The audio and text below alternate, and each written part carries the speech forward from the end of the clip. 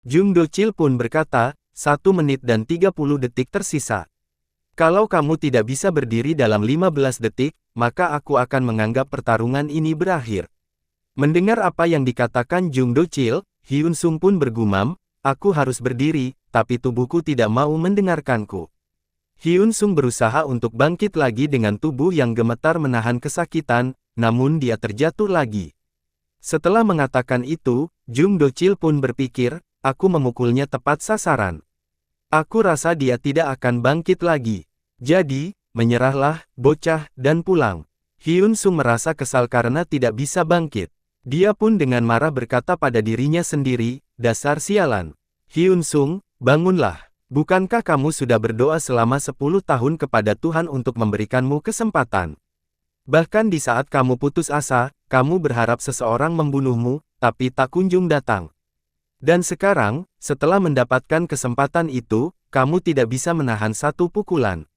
Hyun Sung pun berdiri dengan menahan rasa sakit dari pukulan yang diterimanya, menambahkan, aku tidak bisa terjatuh sekarang, bahkan jika aku harus menjadi iblis sekalipun.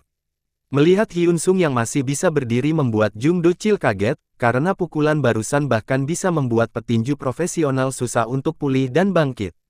Jung Dochil memperbaiki sarung tangannya dan berkata, baiklah, aku mengerti betapa stresnya kamu. Tapi aku tidak bisa membiarkan kamu hidup dalam penyesalan seperti aku.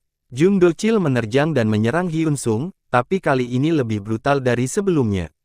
Pukulan demi pukulan diberikan oleh Jung Dochil. Hyun Sung yang hanya bisa menangkis dengan menutupi mukanya berkata pada dirinya, tahanlah, tahan walaupun hidungmu patah atau gigimu patah.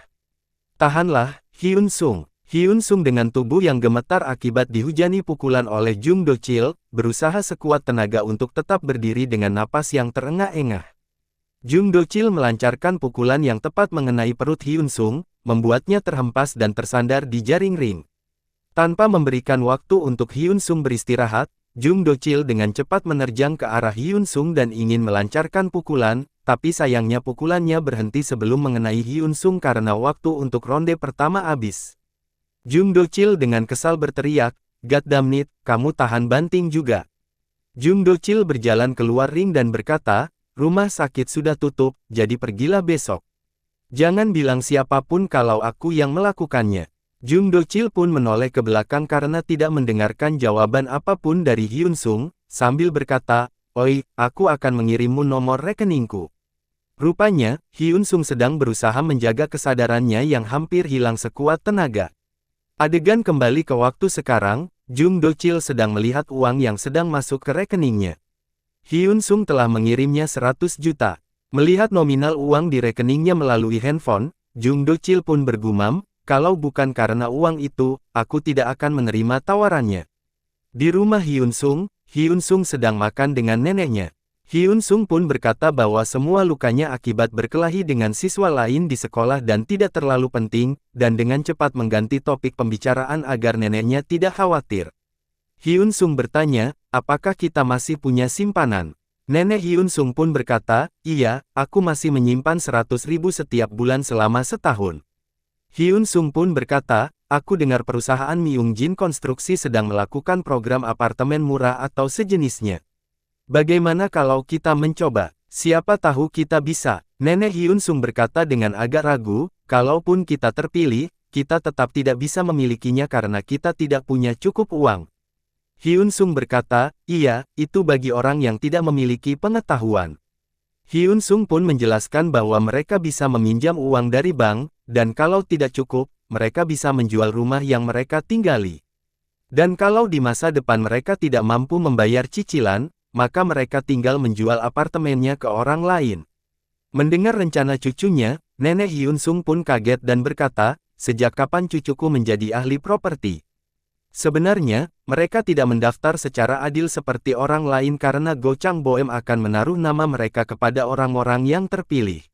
Dan alasan Hyun Sung menyarankan itu karena Hyun Sung ingin memberikan neneknya 100 juta won seperti yang dia lakukan kepada Jung Dochil. Kalau dia memberikan 100 juta secara langsung, maka neneknya akan curiga. Jadi, caranya adalah seperti ini. Keesokan harinya, di atas gedung, Shin Yong-min sedang bersama Jin Woo. Yong-min berkata, kerja bagus, Jinwo. Aku dengar dari anak kelas 1 bahwa kamu menghajarnya setelah aku menyuruhmu, kan? Jinwo pun kebingungan atas apa yang sebenarnya sedang terjadi. Yongmin pun berkata, dia kemarin mengamuk, jadi aku pikir akan susah. Ternyata kamu menghajarnya dengan sangat baik. Aku menyukainya. Mulai sekarang, kamu bisa bilang ke semua orang bahwa kamu dekat dengan aku. Dan ayo kita bersenang-senang abis sekolah.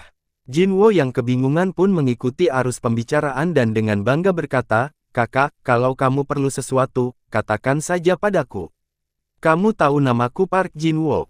Shin Yongmin pun merangkul bahu Park Jinwo dan berkata, itu sangat keren, sialan kecil.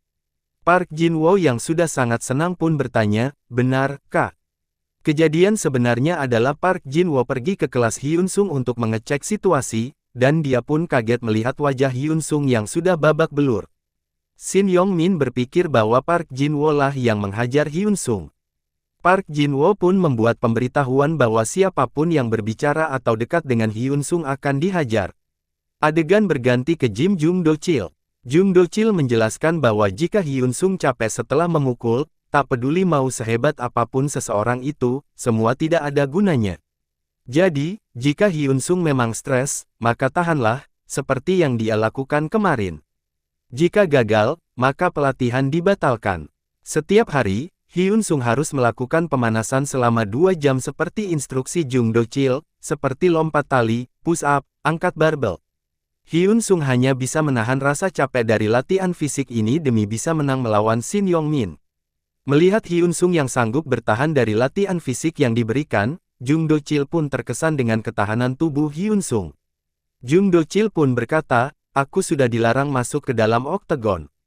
Aku sudah mencari cara bagaimana bisa menjadi yang terbaik, walaupun karirku sudah habis, tapi setidaknya muridku bisa menjadi yang terbaik. Jung Do-chil menunjuk Hyun Sung dan berkata, aku akan membuatmu menjadi tak terkalahkan. 1 minggu kemudian, di kelas, Hyun Sung sedang duduk sendiri dan fokus menulis sesuatu. Seorang pria berambut kuning langsung duduk di depan Hyun Sung dan berkata, saya rasa ini tidak benar. Pria itu adalah Kim Si-woo, orang yang dianggap memiliki masa depan yang cerah di kalangan anak kelas 1. Hyun Sung berhenti menulis dan langsung menatap Kim Si-woo. Melihat Hyun Sung yang menatapnya dan suasana di antara mereka yang canggung, Kim Si-woo berkata, kamu sudah banyak berubah dari apa yang aku kenal. Jadi agak sulit untukku berbicara denganmu. Dan saya tidak mau seperti orang lain yang menjauh dari kamu. Jadi, ayo kita berteman. Hyun Sung kaget dan tidak mengerti apa yang dibicarakan Kim Si-woo. Kim Si-woo lebih kaget lagi karena Hyun Sung tidak tahu apa yang telah terjadi. Kim Si-woo menjelaskan bahwa Park Jinwo telah mengancam semua orang, kalau sampai ada yang berbicara atau dekat dengan Hyun Sung, maka orang itu akan dihajar. Hyun Sung bertanya, kalau begitu, kenapa kamu datang padaku? Kim Si-woo mengepalkan tangannya dan berkata, bagaimana kamu bisa berkata seperti itu? Kita ini sudah berteman dari SD, bahkan jika saya dihajar habis-habisan, aku tidak akan menghiraukanmu. Di kehidupan sebelumnya, Hyun Sung pernah dihajar oleh Park Min-chul, tapi Kim Si-woo datang menghentikan setelah mengetahui Hyun Sung dibuli oleh geng Park Min-chul. Sejak saat itu, Park Min-chul membuli Kim Si-woo bahkan sampai mematahkan kakinya, sehingga membuat Kim Si-woo berpura-pura tidak mengenal Hyun Sung. Setelah Hyun Sung masuk rumah sakit, Kim Si-woo datang meminta maaf karena tidak bisa melindungi Hyun Sung sampai akhir. Hyun Sung menggenggam tangan Kim Si-woo dan berkata, jangan ganggu aku, lakukan saja seperti yang dilakukan orang lain. Aku bisa mengurus urusanku sendiri. Kim Si-woo yang kaget berkata, apakah kamu tidak sadar betapa bahaya hal ini? Waktu istirahat telah berakhir, jadi ayo kita ngobrol hal ini lain kali. Kim Si-woo berdiri dan berkata, ingat, aku akan melakukan apa yang aku mau, dan aku tidak akan membiarkan kamu sendirian. Hyun Sung lanjut belajar sambil berpikir bahwa dia harus memutuskan semua hubungannya dengan orang terdekat karena dia tidak tahu penderitaan seperti apa yang akan menantinya. Kedua siswa di samping Hyun Sung yang sedang berjalan pun berbicara mengenai Kim Si-woo dan menyebut bahwa Park Jin-woo sedang mengobrol dengan dia. Mendengar hal itu, Hyun Sung sontak kaget dan bergegas berlari ke Park Jin-woo. Adegan berganti ke toilet pria, Park Jin-woo dan rombongannya sedang mengerumuni Kim Si-woo. Park Jin-woo berkata dengan dingin, "Siwo, bukankah aku sudah memperingatkan semua orang? Atau apakah kamu tuli?" Siwo berjalan mendekati Jin-woo dan berkata, "Kamu siapa? Berani memerintahkan aku? Hyun-sung itu teman aku, dan aku tidak tahu kenapa kamu membulinya. Kalau memang kamu mau berantem sama aku aja." Mendengar provokasi dari Siwo, Jin-woo pun tersulut emosi. Namun, sebelum dia sempat berbuat apa-apa, Siwo langsung menendang Jin-woo tepat di dagunya, yang mengakibatkan Jin-woo terjatuh. Geng Jin-woo kaget melihat Jin-woo yang ditantang Siwo sampai terjatuh. Siwo melihat mereka dan dengan amarah memerintahkan mereka untuk mengeroyok Siwo. Namun, sayang, ketiga orang itu bukan tandingan Siwo. Mereka dapat dikalahkan dengan mudah oleh Siwo. Siwo yang sedang menghajar ketiga pria itu berpikir, bagaimana mungkin dia tidak menolong temannya, saat temannya menanggung semuanya sendirian. Di sela perkelahian mereka, seseorang berhasil menendang Siwo, membuat Siwo terhempas dan menabrak Jin-woo. Jin-woo berkata dengan dingin, "Jadi kamu belajar bela diri." Sebuah pukulan pun mengenai Siwo, membuatnya pusing. Jin-woo berkata, "Selalu saja ada orang yang merasa sudah hebat hanya karena dia bisa sedikit belajar bela diri." Dan langsung menghajar Siwo tanpa ampun. Park Jin-woo berkata sembari menghajar Siwo, "Mulai dari sekarang, aku akan terus menghajar kamu, setelah sepulang sekolah, setiap hari. Aku akan membuat hidupmu seperti di neraka." Hyun-sung membuka pintu dengan cara menendang, membuat geng Park Jin-woo menoleh siapa yang membuka pintu. Park Jin-woo berbalik dan berkata, "Oh, Park Hyun-sung, aku pikir siapa? Mumpung kamu di sini, aku tidak perlu mencari kamu. Apakah kamu ada kata-kata terakhir?" Hyun-sung berjalan mendekati Jin-woo dan berkata, "Iya, aku punya. Anak-anak bilang kalau kamu ingin mencari masalah dengan aku. Pria yang hanya mengandalkan badan besarnya, kamu menang melawan Siwo karena kamu memiliki orang yang membantumu. Apakah aku benar?" Mendengar itu, geng Park Jin-woo pun tertawa seolah-olah baru saja mendengar lelucon terlucu di dunia. Mendengar provokasi Hyun-sung, Jin-woo pun berteriak, "Mundur kalian semua, aku akan mengurusnya sendiri." Setelah itu, Jin-woo pun menerjang ke arah Hyun-sung. Jin-woo pada dasarnya adalah orang yang bersumbu pendek, jadi dia akan menyerang tanpa pikir panjang. Dia adalah ketua gengnya karena bertubuh besar. Hyun-sung yang sudah dilatih oleh Jung Do-chil sudah berbeda dengan Hyun-sung yang dulu. Dengan cepat, Hyun-sung meninju tepat di wajah Jin-woo. Hyun-sung pun berkata, "Apakah itu yang kamu bisa? Sangat membosankan." Mendengar provokasi itu, Jin-woo lebih emosi lagi dan menyerang. Dia percaya diri dengan staminanya, tapi Hyun-sung telah diajari bagaimana menghadapi lawan seperti itu. Hyun-sung terus menghajar Jin-woo sampai Jin-woo terjatuh ke lantai. Tanpa menunggu waktu lama, Hyun-sung langsung menginjak-injak muka Jin-woo. Melihat itu, geng Jin-woo pun ketakutan sampai salah satu berkata, "Si brengsek itu sudah gila, dia akan membunuhnya." Jin-woo yang sudah tidak bisa melawan lagi langsung memegang kaki Hyun-sung dan memohon ampun. Hyun-sung menggenggam kerah baju Jin-woo dan berkata, "Ayo bilang omong kosongmu lagi. Apakah kamu yakin bisa menghajar aku? Ayo bilang lagi." Jin-woo pun ketakutan sampai tubuh besarnya gemetar. Dia meminta maaf dan mengaku salah, dan langsung mengatakan bahwa ini permintaan kakak kelas dan rumor dia menghajar Hyun-sung itu semua bohong belaka. Hyun-sung melepaskan Jin-woo dan anggota gengnya yang lain, dan berkata, "Ini peringatan terakhir. Jangan pernah menyentuh Kim Si-woo lagi.